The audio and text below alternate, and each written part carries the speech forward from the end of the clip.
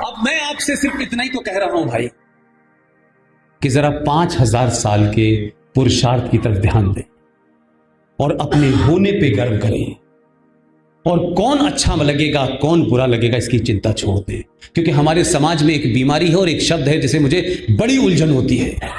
घर में कोई बात होगी, लोग क्या कहेंगे, ये कौन लोग हैं, कहां हैं? जिनको जो कहना है वो हर परिस्थिति में कहेंगे। वो तो वो लोग हैं जिन्होंने सीता के ऊपर भी सवाल भी उठाया, जिन्होंने राम के ऊपर भी सवाल उठाया, वो तो हर दौर में रहेंगे। तो क्या उनके कहने से आपने अपना चरित्र बदल दिया? लोगों की चिंता छोड़ दीजिए। ये वो लोग हैं जिनका पता नहीं है कहां गए वो लोग। लिहाजा अपने उसी पुरुषार्थ को बगैर किसी से लड़े हुए अपने अंदर की ताकत को पहचानिए, अपने माजी पे गर्व कीजिए, अपने होने का परिचय दीजिए। हेलो दोस्तों, भारतीय संस्कृति में, सनातन संस्कृति में जिन भी चीज़ों की पूजा की जाती है, जिनका बहुत ज़्यादा सम्मान किया जाता है, वो जीवन के लिए, भविष्य में जीवन के लिए बहुत ही अनिवार्य और आवश्यक होते हैं। हमारे यहाँ बहुत लंबे समय से शस्त्र पूजा की भी परंपरा रही है। शस्त्र पूजा सहित तमाम अन्य राष्ट्र के मुद्दों पर आइए सुनते हैं पुष्पेंद्र कुलशेठ जी को, जिन्होंने अपने चिर परिचित तरीके से राष्ट्र के समक्ष समस्याओं और उनके समाधान का उल्लेख किया है। पाकिस्तान ने दो बातें कलाबाजी खाई। अभी सिर्फ आप अपने देश के नेताओं के बयानों को सुनिए। नेता वही हैं, ये देश भी वही है, वोटर भी वही है, कुछ नए लोग जीत के 2-4 आए हैं, बाकी सब पुराने हैं। पाकिस्तान ने कहा कि हमारे पास न्यूक्लियर बम है। तो ये तो हमने कहा कई बार बता चुके, कई बार बताया आपने, और हमने टेस्ट करने के लिए 2-3 बार, एक बार उड़ी तक गए, हमने कहा दिखाओ कहां है, तब भी नहीं दिखाया। फिर हम रावलपिंडी से 90 किलोमीटर दूर बालाकोट चले गए, तब भी नहीं दिखाई दिया। अब जब उन्होंने कहा कि न्यूक्लियर बम है और हम तबाह कर देंगे, तो भारत के रक्षा मंत्री के पास ऊपर से एक ऑर्डर आया कि आप जरा ये बयान दे दें। आपने कड़ी निंदा तो बहुत की है, अब सिर्फ आप एक बयान दे दें। वो चाहते हैं दोनों कि हमारा रक्षा मंत्री लगे, वो चाहते हैं।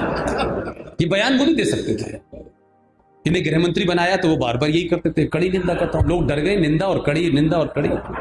इस बार रक्षा मंत्री बनाया और कहा कि रक्षा मंत्री होने का सबूत दो।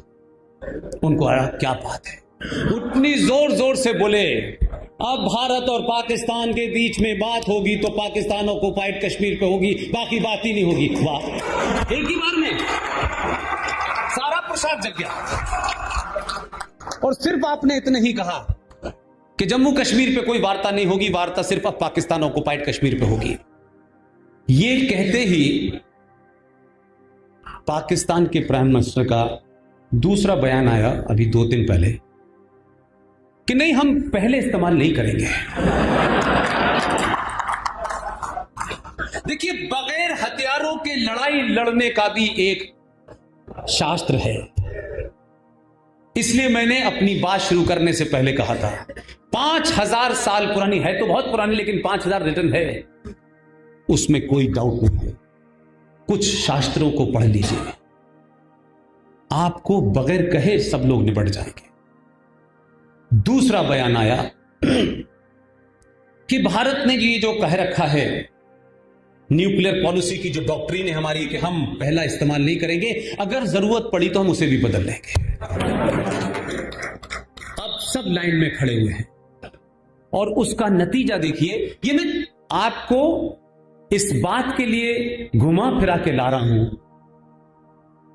कि आपने जो परिचय दिया राजनीतिक सूझबूझ का, उस दौर में दिया जब आपके बीच में इतनी नफरतें थी, आपको जाति, भाषा, इलाके के नाम पे बांटा गया। दलितों में भी महादलित ढूंढ लिया उन्होंने, कैसे भी किसी तरीके से वोट के लिए कुछ भी करो। तब जब आपने परिचय दिया तो कैसे बदलाव होता है कि जैसे ही आपने अपनी 70 साल की पॉलिसी के बारे में सिर्फ चर्चा की, आपने सार्वजनिक बयान है, अभी कोई उस पर फैसला नहीं हुआ है। जिस मुल्क के प्रधानमंत्री ने, वो बच्चा मौजूद है, उसके नाना थे, वो उसके नाना भी बेचारे मारे गए, उसकी मां भी बेचारी मारी गई। अब कुछ लोग कहते हैं उसका एक भाई ऑलरेडी दिल्ली में है। उस बेचारे ने बयान दिया भी। अब उस बयान से उस मुल्क की साइकोलॉजी के ऊपर कितना टेरर है, इसको समझिए। वो बच्चा कहता है जिसके नाना ने बयान दिया था कि हम 1000 साल तक अगर हमें घास खानी पड़ी लेकिन हम बम जरूर बनाएंगे, तो बम तो बना लिया, घास खाने का समय आ गया है। उसके नाना ने जो बयान दिया, उस परिवार के बच्चे का नाम है बिलावल भुट्टो। वैसे आपके मुल्क में भी एक बिलावल भुट्टो है, दोनों बराबर से एक ही सी हरकतें करते रहते हैं, लेकिन उसने एक ईमानदाराना बयान दिया। वो बड़ा लीडर है, उसकी पार्टी ने रूल किया है पाकिस्तान में, 3-3, 4-4 बार सरकारें बनी है, इसलिए आप इग्नोर नहीं कर सकते। वो भावी प्रधानमंत्री है वहां का, जैसे यहां के हैं। उसने बयान दिया है, अभी ओपनली कहा है, ये हमारी यंग जनरेशन को सुनना चाहिए। उसने कहा है कि इमरान खान साहब श्रीनगर की चिंता छोड़ दें, मुजफ्फराबाद बचाएं।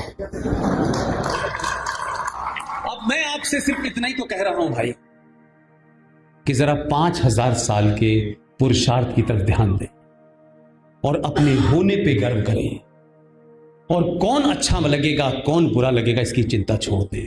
क्योंकि हमारे समाज में एक बीमारी है और एक शब्द है जिसे मुझे बड़ी उलझन होती है। घर में कोई बात होगी, लोग क्या कहेंगे, ये कौन लोग हैं, कहां हैं? जिनको जो कहना है वो हर परिस्थिति में कहेंगे। वो तो वो लोग हैं जिन्होंने सीता के ऊपर भी सवाल भी उठाया, जिन्होंने राम के ऊपर भी सवाल उठाया, वो तो हर दौर में रहेंगे। तो क्या उनके कहने से आपने अपना चरित्र बदल दिया? लोगों की चिंता छोड़ दीजिए। ये वो लोग हैं जिनका पता नहीं है कहां गए वो लोग। लिहाजा अपने उसी पुरुषार्थ को बगैर किसी से लड़े हुए अपने अंदर की ताकत को पहचानिए, अपने माजी पे गर्व कीजिए, अपने होने का परिचय दीजिए। एक बार आपने परिचय दिया, बहुत सारे पत्रकारों ने, बहुत सारे बुद्धिजीवियों ने देश छोड़ने की बात कही। यह बात अलग है, इंतजार करते रहे, अल्लाह ने बुला लिया, बाहर नहीं जा पाए। लेकिन कुछ लोग नहीं गए। तो मैंने एक ऐसी मीटिंग में ह्यूमर में कहा, बोले पुष्पेंद्र साहब कुछ लोग तो नहीं गए। मैंने कहा ये सच्चे मोदी भक्त हैं, ये कहते हैं दोबारा तुझे फिर जिताएंगे, और अब जब तू जीत जाएगा तब हम जाएंगे। अब समस्या यह हो रही है कि सारे एक्सपेरिमेंट लिबरल्स ने 2014 में कर डाले।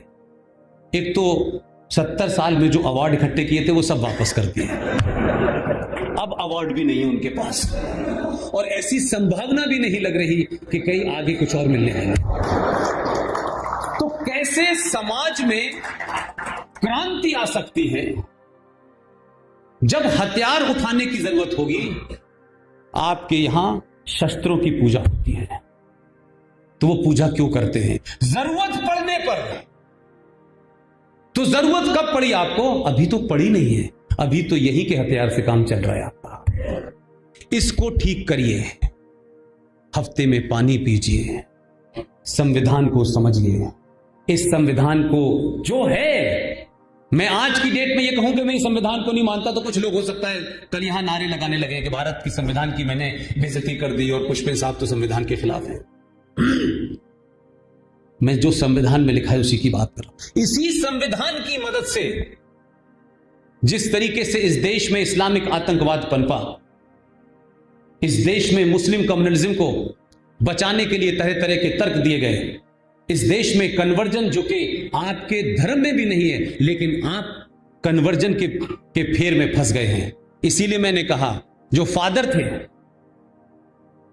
मैंने ये बात धनबाद में बोली थी कि अगर दुनिया में 2 वाक्य में मैं ये पूछूं किसी से कि दुनिया की सबसे बड़ी सच्चाई क्या है, इसे एक वाक्य में कोई बताए, और दुनिया का सबसे बड़ा विश्वास क्या है, इसको भी सिर्फ एक शब्द में बचाए।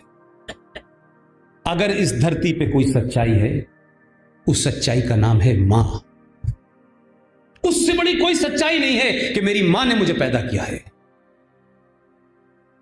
और विश्वास देखिए इस देश का कि मां जिसको बता देती है बड़े होकर कि ये तुम्हारे पिता हैं, पूरा जीवन भर उससे हम डेट ऑफ सर्टिफिकेट नहीं पूछते, उसका डीएनए चेक नहीं कराते, कहते ये बात है क्योंकि मेरी मां ने कहा है।